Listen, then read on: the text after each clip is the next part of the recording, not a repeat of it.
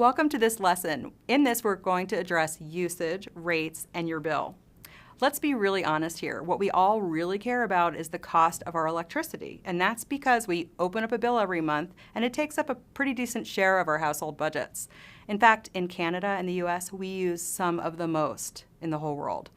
As I mentioned, what we care about is how much we pay, and that's really a function of how much we use and rates or price. Usage is pretty self-explanatory. I mean, I don't know about you, but sometimes I tell my kids, as a matter of fact, I think we are air conditioning the entire neighborhood. And that's because we tend to use our air conditioning all the time. In terms of rates, that's a lot less well understood by the average consumer and quite honestly, even by some people within the industry. I will tell you that the average U.S. household spends about $1,500 annually, according to the U.S. Department of Labor, on electricity. Just a fun fact here, that the average American worker spends nearly $1,100 a year on their coffee habit. So different kind of energy, but as you can see, we spend about the same for our electricity as for our caffeine habit. Now, I will tell you that how much you pay will vary by region. So take a look at this figure in front of you. This is the average bill size by the region within the U.S. Now, what you'll notice here is that the western states tend to spend less, while the southern states tend to spend more. Why is that the case?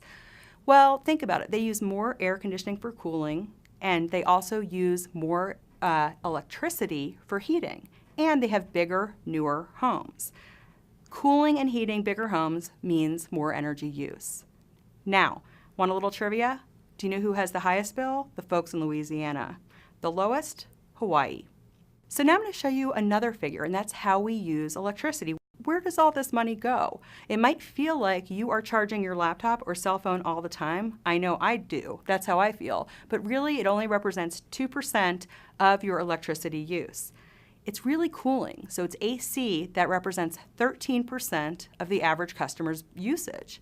Next comes lighting, and that's internal lighting, so the lighting within your home. So make sure you change out those bulbs for more energy efficient bulbs. The other category is pretty big. It's 28%, and that includes things like small appliances, motors, or even generators. What it doesn't include is EV vehicle charging. If you're looking to reduce your bill, there's lots of information, content, and programs that are available about how to do that, which we will cover when we talk about demand-side management. But first, I want to talk more about this really mysterious part of the equation, and that is rates. How are the prices set? No doubt, pricing and rates is a complicated topic. I laugh when I look at social media and I see people say it's complicated because clearly these people have never been involved in setting rates for utility. Setting rates is complicated. Now, I know it is not nearly as exciting as talking about electric cars or fracking, so I'm just going to give you enough information to be helpful, but not enough to put you to sleep. This stuff is going to get more important, especially as more and more of our stuff gets electrified, like our cars and transportation. Some employees at utilities make their entire careers dedicated to creating rates and dealing with the regulatory functions surrounding rates.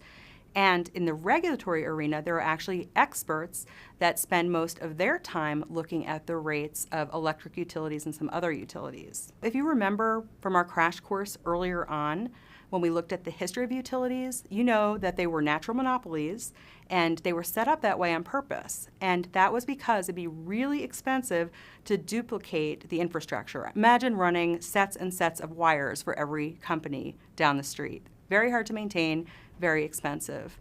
But even more importantly, you and I, as consumers, would never benefit from the economies of scale, and that means we'd pay much, much more. So we're referred to as what's known as a natural monopoly. And there's a difference between just a simple monopoly and a natural monopoly. A natural monopoly is when a certain industry makes sense to have a single party providing those types of services because of the high levels of investment that are necessary in order to be able to provide those services, and because there is a lack of competition in that area because of such a high level. You then have a regulator that comes in and helps set the prices to make sure that that natural monopoly then doesn't overcharge for the services that it is providing. The challenges and expenses around creating power, the electric generation business, economies of scale are what really rule the day. In fact, the industry, going back to Samuel Insull in almost 100 years ago in Chicago Edison, which became a Commonwealth Edison, really sort of pioneered that regulated monopoly model that found that the only way we're going to be able to make these investments is through vast scale. Thousands and thousands of customers to be able to support the investments needed to make these large central generating stations and deliver that power. But I'll tell you, I think one of the most important factors about electricity is that it's a social necessity, and that's why things are this way. That's why it's so structured and so regulated. But before we open that curtain, I do want to first tackle a myth, and that is that electric utilities functioning as monopolies can charge whatever they want. That is simply not true. The entire system involves checks and balances in place, and it varies by type of entity. So many things that my industry touches are regulated by some kind of regulator. Even what your bill looks like is determined through a regulatory process. So, do utilities get to charge any price for electricity? Absolutely not. There's a highly regulated process that goes around the pricing of electricity. You know, the industry is actually really transparent. There's lots of information out there, and I'll show you where to get some of it.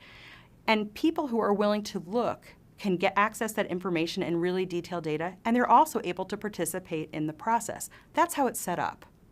Now, to make it more relevant to you personally, I advise that you check out the Open EI Utility Rate Database website that I'm showing to you. You can plug in your own information for your area, and then you can learn about your rates for your utilities specifically.